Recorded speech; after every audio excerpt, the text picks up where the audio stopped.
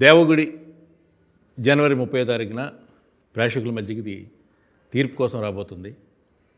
ఇది చిన్న సినిమా కాదు, ఎందుకంటే ప్రొడక్షన్ వాల్యూస్లో చాలా పెద్ద సినిమా. అందరూ ఉద్దండులైన నటీనటులు అందరూ ఉన్నారు ఈ సినిమాలో. అలాగే హీరో హీరోయిన్స్ ఇద్దరు ఈ చిత్రం ద్వారా వాళ్ళ భవిష్యత్తుని ఏంటి అనే దాన్ని వాళ్ళు చూపించుకోవడానికి వాళ్ళ అత్యద్భుతమైన వారి ప్రదర్శనతో ఈ సినిమా ద్వారా వస్తున్నారు మన ముందుకి. సో ఇవాళ మా టీం మొత్తం ఇక్కడే ఉన్నారు. సరదాగా మా టీంని నేను ఇంటర్వ్యూ చేద్దామని, ఎందుకంటే ఈ టీంలో నేను భాగమై సినిమాలో నేను కూడా వీరారెడ్డిగా చేశాను. మా టీంని ఎందుకంటే చాలామందికి సినిమాలో నటించాను కాబట్టి నాకు చాలా విషయాలు తెలుస్తాయి. చాలా వరకు అక్కడ జరిగిన సాధక బాధకాలన్నీ వాటిని కొన్నింటిని బయటికి తీయచ్చు మనకున్న తక్కువ సమయంలో. అందుకని ఈవేళ మా వాళ్ళని నేనే ఇంటర్వ్యూ చేద్దామని సరదాగా వచ్చాను. Hello sir. నమస్తే సార్. సార్ సార్ అసలు మీరు దీని ముందు తీసింది దృశ్య కావ్యం. అసలు ఆ పేరుకి దేవగుడి అనే ఈ పోస్టర్స్కి సంబంధమే ఉండదు. అది అవుట్ అండ్ అవుట్ ఒక క్యూట్ లవ్ స్టోరీ, ఒక హారర్ బేస్డ్, ఒక కైండ్ ఆఫ్ దృశ్య కావ్యము అనే దాంట్లోనే ఒక చాలా పొయిటిక్ సెన్స్ అనేది ఉంది. ఇక దేవగుడి అనగానే ఈ దేవ ఏంటి, గుడి ఏంటి, దానిపైన కత్తి ఏంటి, దానికి ఒక జెండా, దాని కింద రక్త చుక్కలు, ఒక గ్రే కలరు వెలిసిపోయినట్టుగా ఆ టైటిల్లో ఆ పగుళ్ళు.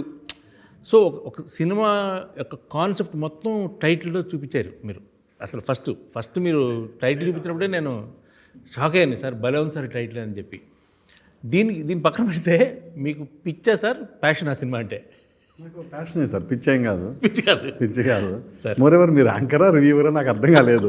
ఇది ఎంతగానో ఎవరు చెప్పలేదు. నేను అనుకోని డిజైనర్తో మాట్లాడాను, వెంకట్ గారితో. Exactly sir. సార్ సో మీరు అన్నవన్నీ నిజంగా గుర్తించే వాళ్ళు ఉన్నారైతే. కథ మొత్తం దేవగుడి అని టైటిల్లో కనిపించింది సార్ మొత్తం. ఎందుకంటే అందులో అన్ని రకాల మొత్తం సినిమా ఏంటంటే కరెక్ట్గా చూస్తే కనుక ఒక కొరికి వస్తుంది బేసిక్గా చూసేవాడు. ఓహో ఇది ఉండొచ్చు, ఎలిమెంట్స్ ఉండొచ్చు అని చెప్పి. ఈ కథ ఎప్పుడు పుట్టింది మీ మైండ్లో? దాదాపుగా 3 years బ్యాక్ అండి. 3 years బ్యాక్ పుట్టింది. అప్పుడే ఫ్రేమ్ చేసుకున్నాను బాగా నీట్గా. మొత్తం 20 daysలో clear, out and out, start to end వచ్చేసింది. దాని పాలిషింగ్కి మళ్ళీ నేను ఒక 5 to 6 months తీసుకొని ప్రతిదీ ఎన్హాన్స్ చేసుకుంటూ వెళ్ళాను. తర్వాత ఆ కథలో ఉన్న కంటెంట్ తగ్గ కట్అవుట్స్ కోసం ఎదగడం మొదలుపెట్టాను. సార్ అయితే రైటర్ డైరెక్టర్ అవడంలో చిన్న ఇబ్బంది ఉంటుంది సార్ ఎప్పుడైనా. ఎందుకంటే రాసిన ప్రతి సీను తన సొంత బిడ్డలాగా ఫీల్ అవుతాడు, మమకారం ఎక్కువ ఉంటుంది. సో ఎక్కడైనా ఈ సినిమాలో మీరు రాసిన ప్రతిదీ అరే ఇది తీయకుండా ఉంటే బాగుండు, ఈ సీన్ ఉండాలి అని ఏమన్నా మమకారం ఫీల్ అయిన సీన్స్? లేదండి, లేదు, నాకేం ఉండదు. ఎందుకంటే బికాస్ ఆఫ్ నేను ఫస్ట్ ప్రేక్షకునిగా థింక్ చేస్తాను సార్. అంటే ఒక సైకలాజికల్ డాక్టర్ పేషెంట్ని ఎలా చూస్తాడో నేను డైరెక్టర్ పక్కన పెట్టి ఇది ఎవడో డైరెక్షన్ చేసి తీసినట్టుంది, నాకేంటి ఒక నేను నెక్స్ట్ స్టేజ్లోకి వెళ్ళి చెక్ చేసుకుంటాను. ఎంతవరకు ఎంగేజ్ అవుతున్నాడు, చెప్పింది పదే చెప్తున్నామా. ఒకసారి కెమెరా చెప్పిందంటే దెర్ ఇస్ నో డైలాగ్స్. ఒకసారి మీ ఎక్స్ప్రెషన్స్ వచ్చాయంటే బయటికి, then there is no need of the dialogue. So అంత టైట్గా చేసిన మూవీ అనమాట. సో కాబట్టి నాకు ఇక్కడ వేస్ట్ డైలాగ్ ఉన్నా కూడా ట్రిమ్మే. దాదాపుగా మా సీనియర్ ఎడిటర్ నాగిరెడ్డి గారితో చాలాసార్లు జనరల్గా ఎవరైనా డైరెక్టరు మేము తీసేస్తే వద్దంటారు, మీరే నాకు రివర్స్ తగిలారు అంటాడు ఆయన. ఎందుకంటే చాలా వరకు ట్రిమ్ చేసేసాను నేనే, చాలా వరకు. ఎందుకంటే to make it A crispiness, అది ఎక్కడ కొంచెం బోర్ అవుతాడేమో అనే విషయంలో దాదాపుగా 5 months కంటే ఎక్కువ టైం తీసుకున్నాను for editing. Looks like A trailer ఇప్పుడు అవుట్ అయింది కదా sir, it's looks like A movie is also a 1.5 hour trailer అనుకోండి, సెకండ్ హాఫ్. అంతకు మించి ఫస్ట్ హాఫ్. అదే ఇప్పుడు ట్రైలర్ చూసిన వాళ్ళందరూ ఆ ఫాస్ట్నెస్ ఎక్స్పెక్ట్ చేస్తారు సినిమాలో. అంత ఫాస్ట్ ఉందా లేదా సినిమా? ప్రతి ఫ్రేమ్ మూవీలో ఉంటుంది, ట్రైలర్లోది ప్రతిదీ ఉంటుంది. కానీ గెస్ చేయలేని విధంగా స్క్రీన్ ప్లే రన్ అవుతూ ఉంటుంది. No one can guess next ఏం జరుగుతుంది అన్నది. అలా ఎంగేజ్ అయిపోతారు. వాళ్ళకి అంత అవకాశం కూడా ఇవ్వను. Because of that much of స్పీడ్నెస్లో ఆ కథ డ్రైవ్ అవుతూ ఉంటుంది. నెక్స్ట్ ఏంటి అని ఒక ఎగ్జైట్మెంట్తోనే ఫీల్ అయ్యే జాగ్రత్తలు ఎక్కువ తీసుకున్నాను ఈ మూవీతోటి, బికాస్ ఆఫ్ దృశ్యకావ్యం ఉన్న ఎక్స్పీరియన్స్.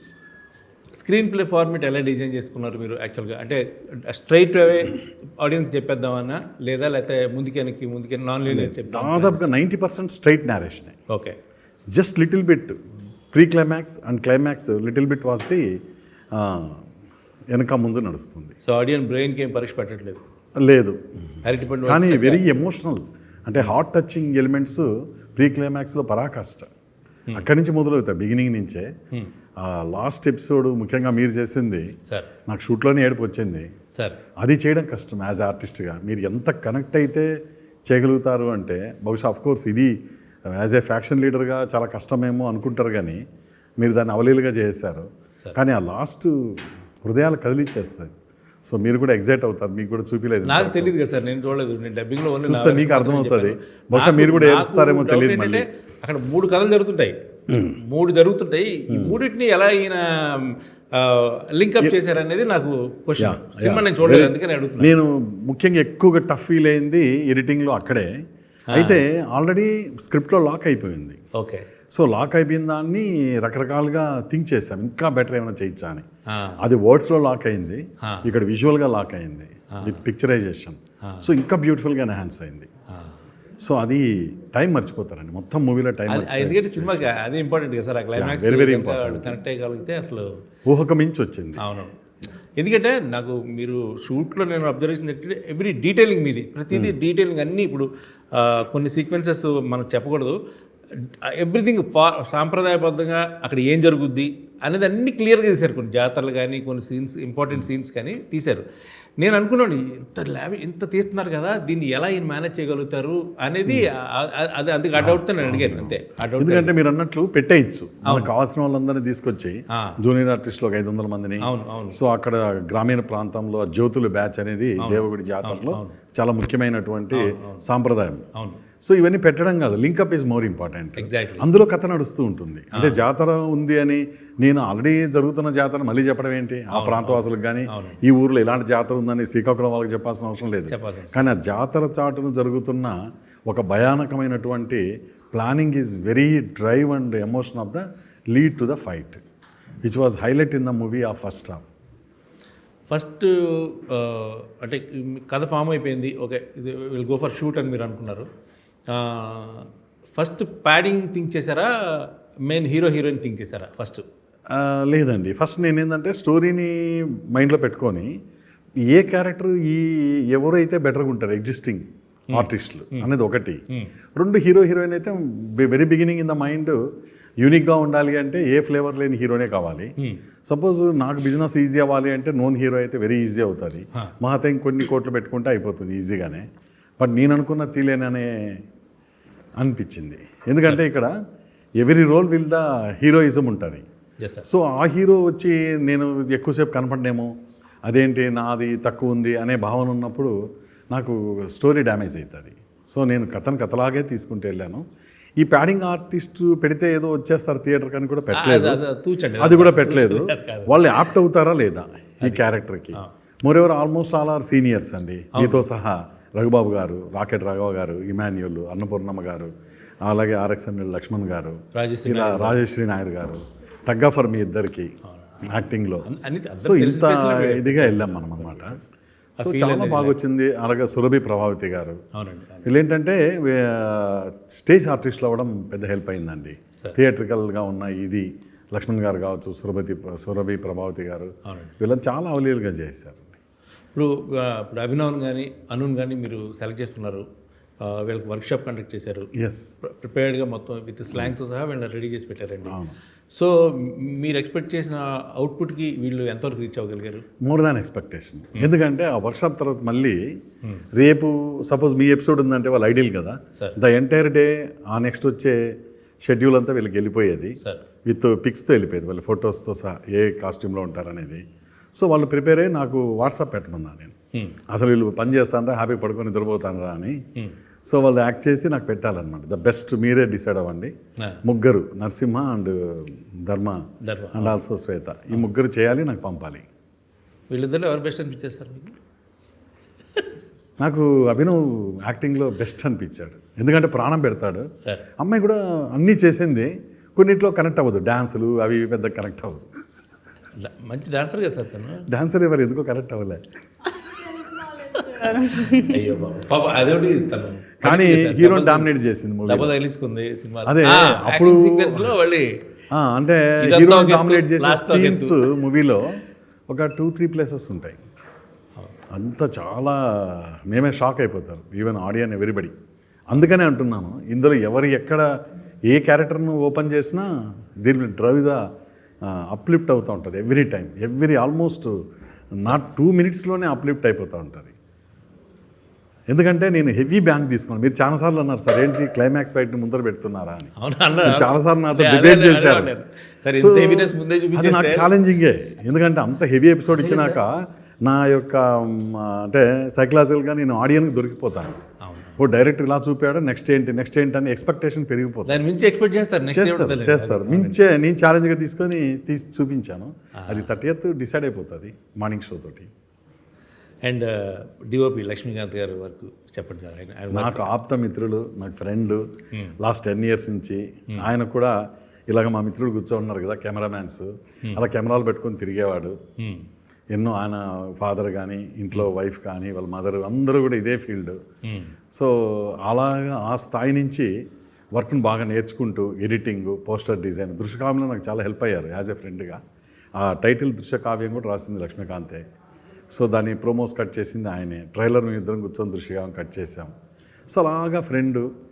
నేను దృశ్యకావ్యంలో ఉన్న కెమెరామ్యాన్కి ఇంకో మూవీ ఇస్తానని చెప్పాను. సో అందులో భాగంగా దేవుడికి ఆయనే సెలెక్ట్ చేశాను. అన్ఫార్చునేట్లీ ఆయనంతకు ఆయన వెళ్ళిపోయారు. సో నెక్స్ట్ తర్వాత ఈయన రిజర్వ్డ్ నాకు నెక్స్ట్ 1 more మూవీకి. సో ఇది ఆ విధంగా ఆయనకు అదృష్టం వరించింది.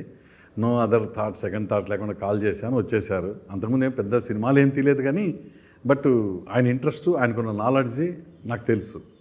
సో డేర్గా చేశాను. అంత పెద్ద సెటప్ని ఎలా మేనేజ్ చేయగలను అంటున్నారు మీరు? అంటే ఆయన మీకు కావాల్సిన అన్నీ ఇచ్చేశారు, కానీ అంత హ్యూజ్ సెటప్ కదా. మనం చూసేవాళ్ళం పొద్దున్న లేచేటప్పటికి లొకేషన్లో ఒక 500 మంది 600 మంది జనం ఉండారు. ఊరోళ్ళందరూ వచ్చేసేవారు. మొత్తం ట్రాఫిక్, పోలీసులు, మన రియల్ లొకేషన్స్లో షూట్ చేయడం వల్ల మొత్తం ఆల్మోస్ట్ ఇప్పుడు మెయిన్ రోడ్ నాకు ప్రతిసారి ఆ కాన్వాయ్ వెళుతుంటే మెయిన్ రోడ్లో రాజచోటి మెయిన్ రోడ్లో కానీ, తర్వాత మనం చేసిన గుడి ఆ గుడి చాలా బిజియెస్ట్ టెంపుల్.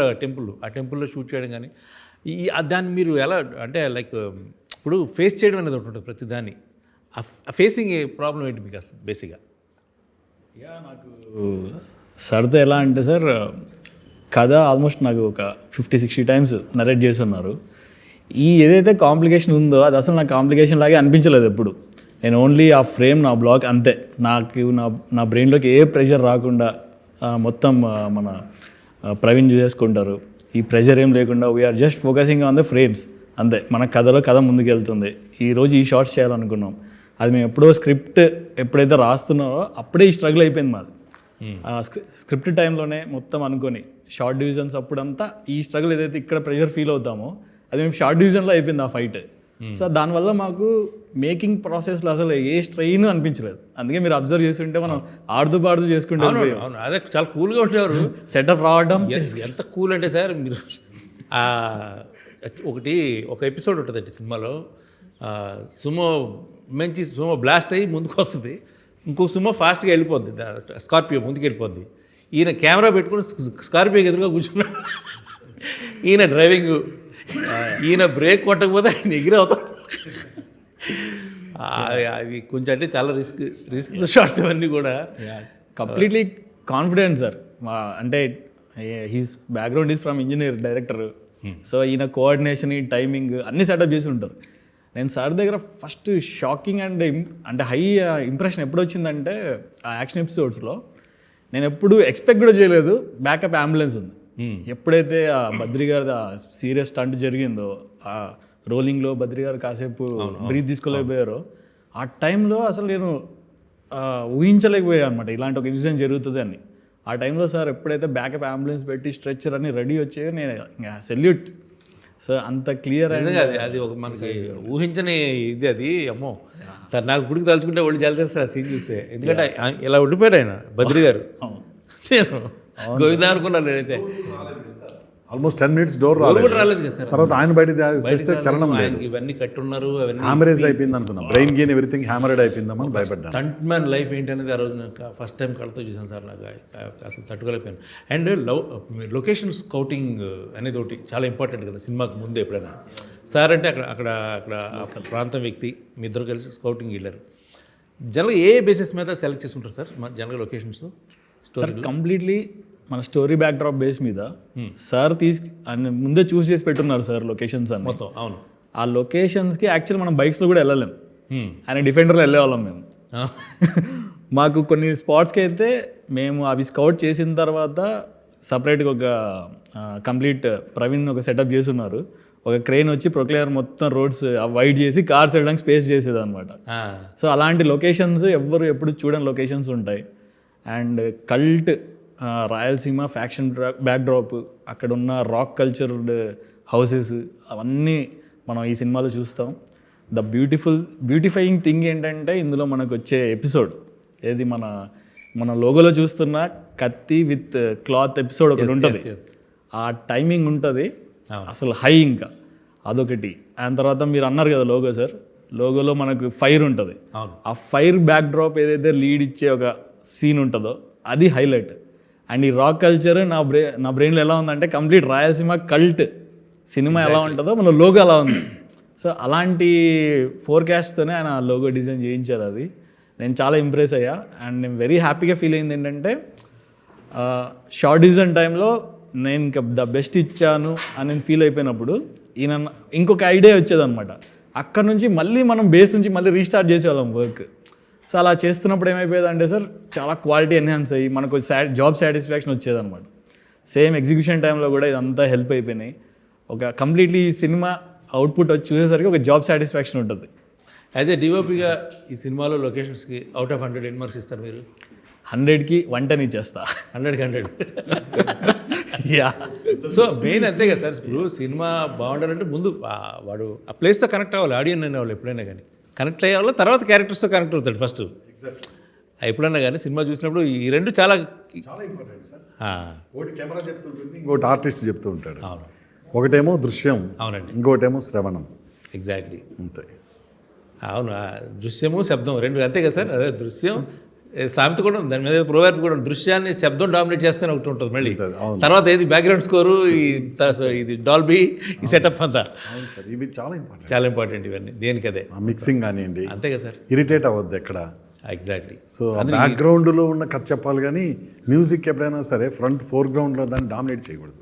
అదో ఇట్స్ క్యారెక్టర్ అంతే. మ్యూజిక్ అనేది ఒక పాత్ర సినిమాలో. ఆ క్యారెక్టర్స్ ఎలా ఉన్నాయి అంతే, వాళ్ళని వాళ్ళని ఎన్హాన్స్ చేయడానికి ఏం కావాలో అది ఇవ్వాలి. కానీ ఎగ్జాక్ట్లీ అండ్ దాట్ ఈస్ నేనే కనపడాలని ముందుకు వస్తే డెఫినెట్గా స్పాయిల్ అవుతుంది సార్. అందుకే దాన్ని బ్యాక్గ్రౌండ్ స్కోర్ అన్నారు, not in the foreground score. Front ground score only background. అవి ఏంటవి 30వ తారీఖు ఒక పరీక్షను ఎదుర్కోబోతున్నావు.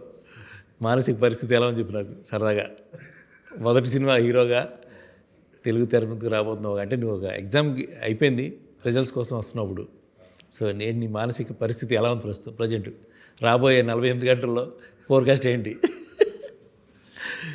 ఏమో సార్, నేచర్ సపోర్ట్ ఉంది. సో మొన్న మా అమ్మ నాన్న బ్లెస్సింగ్స్ కూడా వచ్చాయి. వాళ్ళు చాలా బ్లెస్ చేశారు. దేవుడు, నేచరు ఇవన్నీ మన సైడ్ ఉన్నాయి. సో డెఫినెట్లీ హిట్ కొట్టబోతున్నాం అన్నది అయితే స్ట్రాంగ్ ఫీలింగ్ ఉంది. దాంతోపాటు సార్ ఇంత పని చేస్తూ, ఇంత వర్క్ చేస్తూ, మమ్మల్ని ఫోర్గ్రౌండ్లో పెట్టి బ్యాక్గ్రౌండ్లో ఇంత థియేటర్లన్నీ హ్యాండిల్ చేస్తూ, నాలాంటి కొత్త యాక్టర్లకు ఛాన్స్ ఇచ్చి, నేను ఎవరో తెలియదు, సో నాకు ఈ ఆపర్చునిటీ ఇచ్చి పోస్టర్లో పెట్టి థియేటర్లో ఇప్పుడు తీసుకెళ్ళడం అనేది, సో సార్కు ఉండే మంచి ధర్మం వైపు ఉండే ఏదైతే నేచర్ ఉందో మన టీం వాళ్ళందరూ కూడా అలానే పనిచేసి, మీరు కూడా ఇప్పుడు వచ్చి నేను ఎవరో తెలియదు కొత్త యాక్టర్ని, మీరు వచ్చి నన్ను ఇంటర్వ్యూ చేస్తున్నారు, మన టీంని ఇంటర్వ్యూ చేస్తున్నారు. Really thank you sir. ఎందుకంటే చాలామంది ఒక ఇంటర్వ్యూ చేయాలన్నా సరే ఏదేదో చెప్తూ ఉంటారు, ఎవరు హీరో ఎవరు ఏంటి ఇదంతా అడుగుతూ ఉంటారు. సో ఏమో ఇవన్నీ చూసినప్పుడు ఒకటే అనిపించింది, మన సైడ్ నేచర్ రోజు వస్తుంది అభి, ఒక రోజు వస్తుంది ఎగ్దిన్ అయ్యాగా అందరికి సమాధానం చెప్పే రోజు వస్తుంది. ఇవన్నీ వెరీ కామన్ అభి. ఇవన్నీ చాలామంది పెద్ద పెద్ద సూపర్ స్టార్స్ కూడా అమితాబ్ బచ్చన్ గారిని నీ వాయిస్ డబ్బింగ్ పనికిరాదు పోతలు పడ్డారంట తెలుసా? అమితాబ్ బచ్చన్ గారిని నీ వాయిస్ డబ్బింగ్ పనికిరాదు పక్కన పెట్టారు. జగపతి బాబు గారికి వెరీ బిగినింగ్ సార్, వేరే బాలు గారు, రతన్ కుమార్ గారు, నేను కూడా సినిమాలో డబ్బింగ్ చెప్పాను. సో గాయం దగ్గర నుంచి ఆర్జీవి గారు లేదు నీ వాయిస్ బ్యాడ్ వాయిస్ అంటే ఎవరు చెప్పాడో చెప్పి దగ్గర నుంచి చెప్పించారు. అప్పటి నుంచి జగపతి బాబు గారికి ప్లస్ పాయింట్ ఏంటంటే వాయిస్ మెయిన్. ఫస్ట్ కొంత తిప్పారంటే దమ్మంటది. సార్ ఎప్పుడైనా యాక్టర్కు అదే చెప్పాను అనుకు సార్ సార్ సార్ కొంతమంది అలా అంటున్నారు కదా, నా కోసం మీరు ఏమైనా కాంప్రమైజ్ అయ్యి చేస్తున్నారంటే లేదు, నీకు బిగినింగ్ తీసుకునేటప్పుడే నీ వాయిస్ నాకు మైండ్లో ఉంది. ఎప్పుడైతే బాడీ లాంగ్వేజ్ ఎవరు చెప్తే వాళ్ళకే పర్ఫెక్షన్ ఉంటుంది సార్, ఆ ఫీల్ వస్తుంది. కరెక్ట్ అండి. ఎవరిదో బాడీకి వెళ్ళి ఎవరిదో వాయిస్ ఇవ్వడం వల్ల అంత ఫీల్ అయ్యి చెప్తే పోతుంది. అవును. అందులో రొటీన్ వాయిసెస్ ఉంటాయి. మన సీనియర్ తీసుకొస్తే పక్కన సీరియల్ అదే వాయిస్ ఉంటుంది. టీవీ సీరియల్లో, వెబ్ సిరీస్లో people will connect in the movies. అవును అవును అవును. సో ఎప్పుడైనా ఆర్టిస్ట్ డబ్బింగ్ చెప్పడమే వాళ్ళకి asset. Correct. More ever audience feel అవుతారు. ఫీల్ అవుతారు. సో నేను ఆ కండిషన్ పెట్టుకున్నాను సార్, అభినవ్ అయినా ఈయనైనా నరసింహ అయినా వాళ్ళ వాయిస్ చెప్పాలి. ఇది పనికొస్తుందా లేదనే సెలక్షన్లో కూడా ఒక యాంగిల్లో థింక్ చేశాను. కానీ మ్యాక్సిమము ఈయన చాలా ఇబ్బంది పడ్డాడు అనుభవం లేక. సార్ సో జితేంద్ర గారని సౌండ్ ఇంజనీరు చాలా నీట్గా ఎక్స్ప్లెయిన్ చేసి నంబర్ ఆఫ్ టేక్స్ తీసుకొని మోల్డ్ చేశాడు. అలాగే ప్లస్ ఈ అమ్మాయిది అయితే చాలాసార్లు చాలామంది తీసేస్తే బెటర్ ఏమో, లేయట్లేదు అని చాలా అన్నారు. ఈవెన్ టెక్నీషియన్స్ కూడా లేదు ఆమె లేవడానికి ఎంతైనా ఇంట్రెస్ట్ ఉంది చేయటానికి. సో వాయిస్ పర్ఫెక్షన్ వస్తుంది, వన్ డేలో కెన్ లెర్న్ ఎనీథింగ్ అని నేను స్ట్రాంగ్గా కూర్చున్నాను. అదరగొట్టింది సార్, దాంట్లో తిరుగులేదు. నేను ఫస్ట్ షూటింగ్ అప్పుడు అన్నాను సార్తో, సార్ ఇక్కడ నేను చిన్న చిన్న మిస్టేక్లు చేసిన డైలాగ్లో, పక్కన ఉంటారు కాబట్టి మీరు ఏం చెప్తే చెప్పేస్తా. అది అప్పచెప్పేది మాస్టర్ చెప్పింది ఇక్కడ అప్పచెప్తాను కదా, అలాగే అప్పచెప్పా. అంత ఈజీగా అయిపోయింది, అంటే కేక్ వాక్ అయిపోయింది. అంటే ఆయనకు అది తెలిసి ఉండడం వల్ల, ఆయన ప్రాంత వ్యక్తి అవ్వడం వల్ల, బేసిక్గా మనందరికీ తెలియని ఒక ఆర్టిస్ట్ ఆయనలో ఉండడం వల్ల, అది కూడా ఒక యాక్టర్ ఉన్నారు ఆయనలో.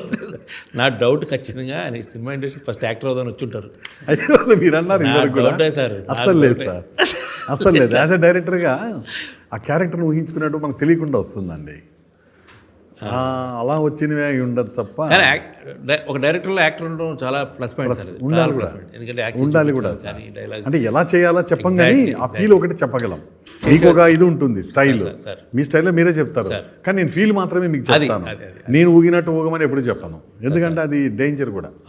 అండ్ జడ్జ్ ఇచ్చేటప్పుడు అవునండి నా తరహాలో చెప్తాను, దాన్ని మోల్డ్ చేసేదంటే మీరు experts because of the actors. And artist performance కూడా జడ్జ్ చేయరు కూడా, అది కాదు, అది కదా సార్ మెయిన్ డైరెక్టర్కి కావాల్సిన మెయిన్ క్వాలిటీ అదే. ఆర్టిస్ట్ పర్ఫార్మెన్స్ కరెక్ట్, తప్పు ఎక్కడ చేశాడు, ఎక్కడ తీసేయాలి, ఎక్కడ నరికి, అదే కావాల్సింది దర్శకుడికి. అందుకే డైరెక్టర్ అంటారు, కెప్టెన్ ఆఫ్ ది షిప్ అంటారు బేసిక్గా. సో ఇంకా ఏంటి ఇప్పుడు అంటే లైక్ ఎంత హోప్ఫుల్గా ఉన్నావు చెప్పండి సినిమా మీద? సినిమా చేసేటప్పటి నుంచి, ఒక ఛాన్స్ వచ్చినప్పటి నుంచి ఇప్పటి వరకు కూడా సార్, అంటే ఇదే లైఫ్ అండ్ డెత్ అన్నట్టు చేస్తుంది. ఎందుకంటే మీరు యాక్టరే, మీరు చూస్తున్నారు, అంటే ఇండస్ట్రీలో మ్యూజిక్ దగ్గర నుంచి యాంకరింగ్ చేస్తూ ఇందాక చెప్పారు, మీరు ఎంతోమందిని చూసారు కదా, కొత్త వాళ్ళు ఎంతోమంది వస్తున్నారు, చేస్తున్నారు, వెళ్తున్నారు. కానీ ఇలాంటి బలమైన స్టోరీ, బలమైన ప్రొడక్షన్ హౌస్ నాలాంటి కొత్త వాళ్ళకి వచ్చినప్పుడు అంటే ద బెస్ట్ ఇద్దామనే చేశాను. సెట్లో ప్రతి షాట్, ప్రతి ఫ్రేమ్ ఇప్పుడు థియేటర్ నుంచి బయటికి వెళ్తే వాళ్ళ గుండెలకి హత్తుకోవాలనే చేస్తున్నాను. సో ఆ కాన్ఫిడెన్స్ నుంచి ఇప్పటికీ ఉంది సార్. సో అది థియేటర్లో ఎక్స్పీరియన్స్ చేస్తారని నా ఫీలింగ్, గట్టి ఫీలింగ్. ట్రైలర్లో మాత్రం నేను ఖచ్చితంగా ఒక ఆడియన్నే చెప్పగలను, అన్ని ఎక్కడ నీకు సంబంధించిన ఏ షాట్లో కూడా ఎక్కడ కొత్త బై చేసినట్టు లేదు sir. Thank you sir, thank you. అది మాత్రం అంటే ప్రతిదీ పర్ఫెక్ట్గా ఉన్నాడు, కటింగ్ అంతా అదంతా కూడా. అంటే నేను ఒక ఆడియన్గా చెప్తున్నాను, సినిమాలో నటించాము మనం ఏదో రికార్డింగ్ చేద్దాం కాదు, నేను ఫ్రాంక్గా చెప్తున్నాను బేసిక్గా ఓపెన్గా. ప్లస్ కష్టపడ్డాడు సార్, చాలా విపరీతంగా కష్టపడ్డాడు, పడ్డాడు, దెబ్బలు తగిలించుకున్నాడు, దూకాడు, అన్ని రకాలుగా. I hope, I wish all the very very best. Blood and sweat అన్ని దేవుళ్ళు ఉన్నాయి సార్. స్టేజ్ మీద కూడా చాలా ఎమోషనల్ అయిపోయారు, అమ్మగారు నాన్నగారిని స్టేజ్ మీద పిలిచి. చాలా నాకు వెనక చాలా పెయిన్ఫుల్గా అనిపించున్నాను అయితే. కాకపోతే పుసుకుని ఆయన వచ్చి షోలో అయినారు, అప్పుడే గట్టిగా నవ్వేసా. అది కూల్ అండి, ఆ మాత్రం ఉండాలి సార్. నా ఫన్ ఉంటేనే అది బాగుంటుంది ఫంక్షన్. ఎప్పుడు వన్ సైడ్ ఎప్పుడు కరెక్ట్ కాదు, ఫన్ ఉండాలి. ఎస్ మేడం అరుణ్ గారు కాదు, లైక్ క్యారెక్టర్ సార్ ఇది చేస్తున్నారు అని మిమ్మల్ని పిలిచి ఆడిషన్ చేసి మళ్ళీ మధ్యలో ఏదైనా గ్యాప్ వచ్చిందా, ఫోన్ రావడంలోనూ ఇన్ఫర్మేషన్ రావడంలో? 2 days అంతేనా? 2 days. ఆ 2 daysలో పరిస్థితి, మన పరిస్థితి అంటే నాకు టెన్షన్ ఉంటుంది కదా సార్, అరే స్టోరీ నచ్చింది సార్, కాల్ చేయట్లేదు. లాస్ట్కి నేనే చేశాను సార్ మళ్ళీ. అప్పుడు మళ్ళీ తర్వాత రోజు రేపు 11 o'clockకి ఆఫీస్కి రమ్మన్నారు. అప్పుడు వెళ్ళా, అంతా ఓకే అయిపోయింది. ఒక దర్శకుడిగా ఆయనలో బెస్ట్ క్వాలిటీ ఏంటి మీకు? అంటే ఈ సినిమా ఇంత మొత్తం ప్రాజెక్ట్ చేశారు కదా, బెస్ట్ క్వాలిటీ ఏమనిపించింది అసలు? సార్ ఏదైనా ఒక మాట ఇస్తే ఆ మాట మీద ఉంటారు సార్. అది మనిషిగా, అది ఆయన వ్యక్తిత్వం, దర్శకులుగా యాజ్ ఎ డైరెక్టర్గా ఆయన ఏదైతే మైండ్లో ఫిక్స్ అవుతారో ఈ సీన్ ఇలాగే తీయాలి అని అదే తీస్తారు సార్. అంటే ఇప్పుడు ఈ క్యారెక్టర్ని హై చేయాలి, ఈ క్యారెక్టర్ని డౌన్ చేయాలి, ఈ క్యారెక్టర్ని లేపాలి, వాళ్ళ సీనియర్స్ వీళ్ళు జూనియర్స్, ఇది ఏమి ఉండదు సార్. ఆయన ఏదైతే అనుకుంటారో అదే చేసి చూపిస్తారు. ఈ క్యారెక్టర్ ఈ డైలాగ్ చెప్పాలి అంతే, ఇదే చెప్పాలి, దానికి ఎక్కువ కూడా ఆయన తీసుకోరు. అంటే సీనియర్స్ కదా మనకు దొరకరు కదా యూస్ చేసుకుందా అన్న థాట్ అస్సలు ఉండదు సార్ సార్కి. కదినప్పుడు ఇంత మొయ్యగలను అని అనుకున్నారా ఈ పాత్రని? సార్ ఇంత మొయ్యగలను ఈ పాత్రని అనుకున్నారా? మొయ్యగలను లేదో నాకు స్టార్టింగ్ అనుకోలేదు, కానీ సార్ నాకు ఎప్పుడైతే ఈ 40 days మాకు వర్క్షాప్ చేశారో అప్పుడు ఫిక్స్ అయిపోయింది సార్. అప్పుడు అర్థమైపోయింది సార్ నేను చేయకపోయినా సార్ చేయిస్తారు అని. నైస్. ఓకే సార్, అందరికీ మన టీం అందరికీ I wish all the very best, including మీ.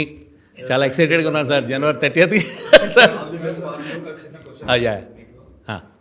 మీరు వీరారెడ్డిగా చేస్తున్నప్పుడు ఇప్పుడు సార్ మీకు ఇచ్చిన క్యారెక్టర్ గెటప్ ఇదంతా మీకు వేసుకున్నప్పుడు అంటే I think you did not did this type of character ఇక్కడ. మీరు అన్నట్టు ఇంత కాన్వాయ్స్ సెటప్ గన్ మ్యాన్స్ లేరు కదా. సో మీరు ఫస్ట్ షాట్ ఫేస్ చేసినప్పుడు what is your experience? Frame పెట్టి మీరు ఫస్ట్ దేవగుడి షాట్ చేస్తున్నప్పుడు ఎలా ఫీల్ అయ్యారు? అంటే వీరారెడ్డిగా మీకు ఎలా అనిపించింది? అండ్ ఇంకో క్వశ్చన్ ఏంటంటే what is the best thing you did? అంటే బెస్ట్ థింగ్ అంటే ఒక సీన్ ఉంటుంది, నాకు భలే నచ్చింది, ఇది భలే అనిపించింది అనే సీన్ ఏంటి? లంచ్ చేస్తున్నప్పుడు సీన్ ఉంటుంది, భోజనం చేస్తున్నప్పుడు. ఓకే, ఒక ఎమోషన్ ఇప్పుడు చెప్పకూడదు, బట్ ఐ థింక్ ఆ సీన్లో డైలాగు చెప్తాను కదా, కులం దాని గురించి. అది నాకు చాలామంది ట్రైలర్ చూసి చాలామంది అడిగారు, అంత ఇంటెన్స్ ఉందేంటి రా బాబు అక్కడ నీ మొహంలో అన్నారు. చాలా పెద్ద కాంప్లిమెంట్ ఫీల్ అయింది. ఇంటెన్స్ అనేది ఎందుకంటే సినిమాలో హెవీ ఎమోషనల్ క్యారెక్టర్ కదా సార్, హెవీ ఎమోషనల్ క్యారెక్టర్లో ఇంటెన్స్ కనపడడం అనేది అమ్మయ్య పర్లేదు పాస్ అయ్యామని కొంచెం నమ్మాను నేను. అది one of the best scene అది సినిమాలో నాకు. కరెక్ట్. నాకు ఫేవరెట్గా నేను ఆ సీన్ కోసం వెయిట్ చేస్తున్నా, సీన్ ఇప్పుడెప్పుడు చూద్దామా అని చెప్పి. అదొకటి చాలా బెస్ట్ సీను. అండ్ ఈ క్యాన్వాస్ గురించి చెప్పాల్సిన పర్లేదు కదా, సినిమాలో డే 1 నుంచే థ్రిల్డ్ అంతే. డే 1 నుంచే అంటే మన డే అంత పెద్ద సీన్ చేసి అంత పెద్ద జనాలు అంత సెటప్ అంతా చేసి ఒక మూడ్తో వచ్చాం. ఇంటికి రాగానే సాయంత్రం ఆయన రాయలసీమ నాటుకోడి రాగి సంగటి పెట్టి దాన్ని ఇంకా అయిపోయారు ఆ ఫీల్. సో బ్యూటిఫుల్ ఎక్స్పీరియన్స్ నిజంగా. దేవగుడి అనేది బ్యూటిఫుల్ ఎక్స్పీరియన్స్. It's memorable. మనకి ఇది అందరికీ కూడా చాలా హెల్ప్ అవ్వాలని పరమేశ్వరుని కోరుకుంటున్నాను. మీరు కూడా ఈ సాంగ్ చేశారు కదా సార్, మనది ఇదే ఐటమ్ సాంగ్. అయితే ఆ సాంగ్ చాలా వైరల్ అయింది, ఆల్మోస్ట్ 14 lakhs దాకా వెళ్ళింది. చాలా మంది రీల్స్ కూడా చేస్తున్నారు. సో మా కోసం చిన్న బిట్టు పాడతారా?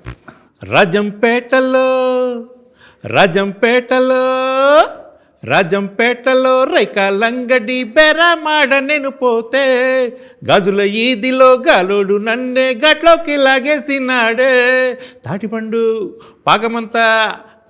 పాకమంతా ఎంగిలేమో చేసినాడు. మోసపోతిరో మావో నేను మోసపోతిరో మావా, నేను మోసపోతిరో మావో. బాధపడకులే బామా మేమంతా బావలం కామా, నీ సొకు తీయని జామా మాకిస్తే కొరికి తినలేమా. రాయచోటిలో అబ్బా గబుకుని చెప్పమే. రాయచోటిలో రవ్వ లడ్డులకు ఎర్ర బస్సులో పోతి, వెనక సీటిలో ఎర్రోడు నాతో ఎకసమాడినాడే. ఎలగపండు చూసినాడే గుజ్జి చూసి చంపినాడే. మోసపోతిరో మావో నేను మోసపోతిరో మావా, నేను మోసపోతిరో మావా. Thank you.